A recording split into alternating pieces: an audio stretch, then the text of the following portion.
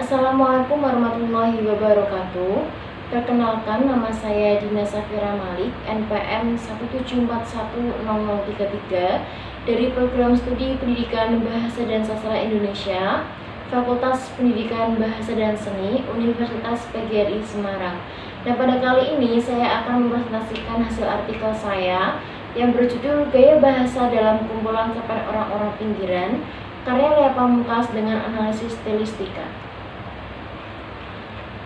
Nah, pada pendahuluan saya menjelaskan mengenai teori cerita pendek, gaya bahasa, analisis stilistika, objek dalam penelitian, dan maksud dari penelitian saya ini. Nah, untuk objek dalam penelitian ini adalah kumpulan cerpen orang-orang pinggiran karya Lea Pamungkas. Kemudian untuk penelitian ini bermaksud untuk mengkaji tentang penggunaan gaya bahasa pada kumpulan cerpen orang-orang pinggiran karya Lea Pamungkas melalui kajian stilistika.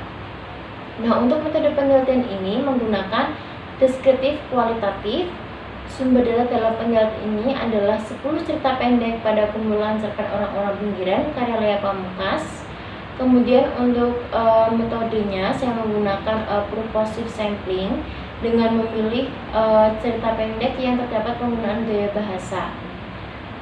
Di antaranya adalah ada lelaki tua dan kaca pembesar, di ujung jalan petak sawah mengering, 21 cahaya anggur merah, setengah hari hidup juta, dan anjing yang meleleh diingatan sutra.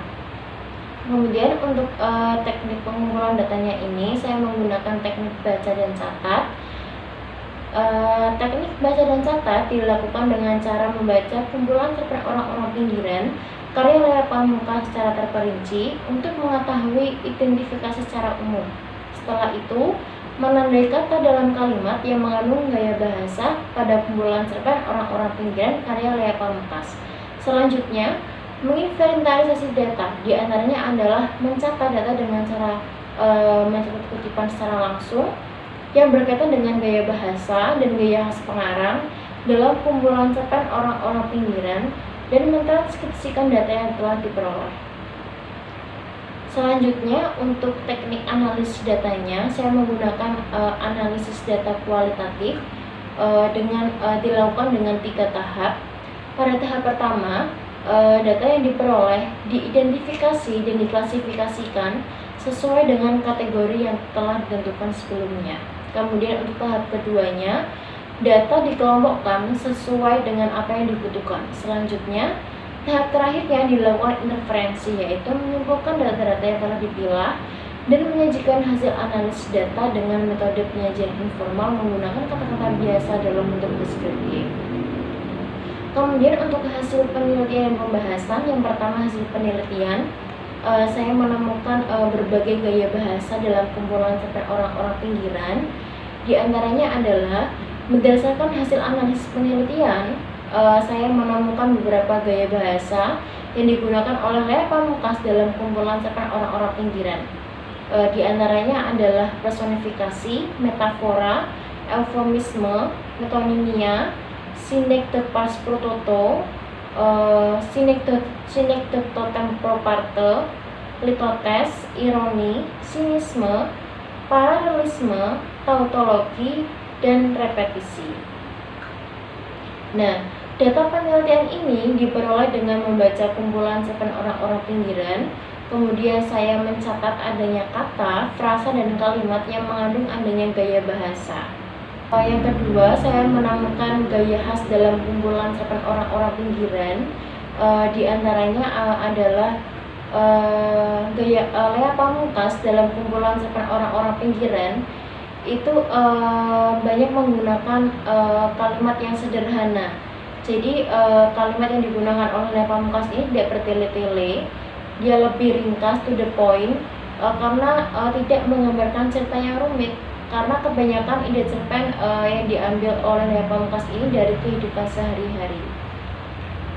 Kemudian untuk pembahasannya, yang pertama saya menemukan temuan baru mengenai adanya kaitan antara gaya bahasa dan unsur-unsur intrinsik. Nah, Penggunaan gaya bahasa dalam kumpulan cerpen orang-orang pinggiran ini ternyata memiliki keterkaitan dengan unsur-unsur pembangun cerpen. Hal tersebut menjadikan sebuah cerpen itu lebih hidup dan konkret. Misalnya, saya menemukan sebuah kalimat, yaitu sebuah gerobak tua dengan etalase kaca sibuk melayani pembeli yang tak jarang untuk berdesakan menghadapi meja plastik. Nah, kalimat tersebut termasuk gaya bahasa personifikasi karena seolah-olah benda mati seperti benda hidup. Nah, hal itu sesuai dengan latar tempat, waktu, dan suasana. Kejadian peristiwa pada kalimat tersebut adalah siang hari di depan rumah Yadi. Kalimat tersebut mengungkapkan suasana ramai dan berdesakan. Hal ini membuktikan adanya latar suasana pedesaan karena penjual menggunakan gerobak tua yang berukuran kecil diletakkan di depan rumah sehingga ruangnya sempit dan berdesakan. Pengarang juga menjelaskan peristiwa tersebut seperti berada di tempat makan yang banyak pembeli dan berdesakan. Para pembeli mengantri di sebuah meja plastik di depan gerobak. Penjual gerobak tua dengan etalase kaca dengan sigap melayani pembeli yang berdesakan duduk di meja plastik. Nah, oleh karena itu dapat disimpulkan bahwa kalimat tersebut menjelaskan tentang seorang penjual makanan yang tengah ramai dikunjungi para pembeli sampai berdesakan untuk mengantri makanan. Yang kedua, saya menemukan adanya kaitan antara gaya bahasa dan unsur intrinsik. Nah, selain gaya bahasa, penulis juga menemukan temuan baru adanya gaya khas yang digunakan Lea Pamungkas dalam kumpulan cerpen orang-orang pinggiran. Di antaranya adalah pengarang melibatkan unsur intrinsik seperti sudut pandang untuk mendukung adanya gaya bahasa. Nah, misalnya pada cerpen Lelaki Tua dan Kaca Pembesar, pengarang menggunakan sudut pandang orang pertama tokoh utama dan sudut pandang orang ketiga serba tahu.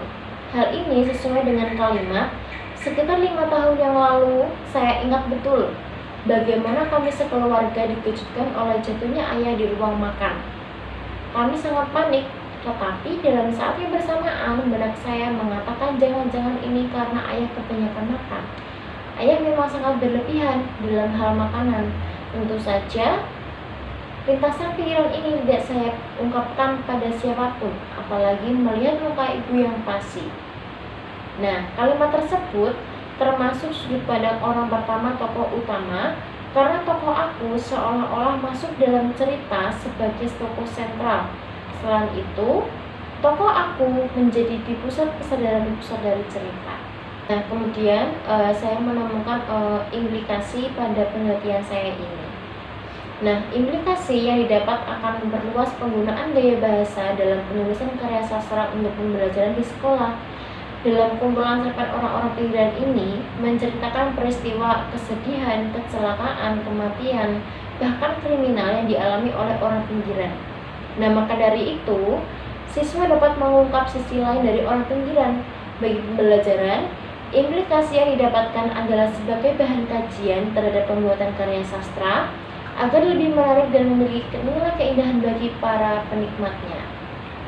Nah, untuk kesimpulannya, berdasarkan hasil penelitian dan pembahasan gaya bahasa dalam kumpulan cerpen orang-orang pinggiran ini, dapat disimpulkan bahwa yang pertama, adanya temuan baru pada penelitian ini. Di antaranya terdapat kaitannya gaya bahasa dan unsur intrinsik cerpen. Hal tersebut menjadikan sebuah cerpen lebih hidup dan alur menjadi konkret. Nah, pengarang mengungkapkan tema, tokoh, penokohan, alur, latar, sudut pandang, dan amanat dalam cerpen orang-orang pinggiran. Nah, yang kedua, selain gaya bahasa, penulis juga menemukan temuan baru, yaitu adanya gaya khas yang digunakan oleh Lea Pamungkas yang adanya kaitannya dengan sudut pandang. Karena pengarang melibatkan unsur intrinsik seperti sudut pandang untuk mendukung adanya gaya bahasa. Selain itu, ditemukan juga gaya bahasa yang digunakan oleh Lea Pamungkas kebanyakan menggunakan gaya yang terkesan halus dan mudah dipahami oleh pembaca.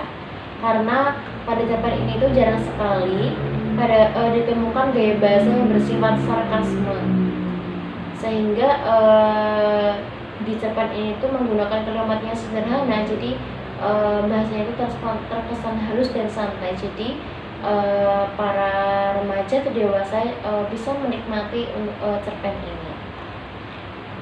Nah, mungkin itu saja presentasi dari saya. Terima kasih. Wassalamualaikum warahmatullahi wabarakatuh.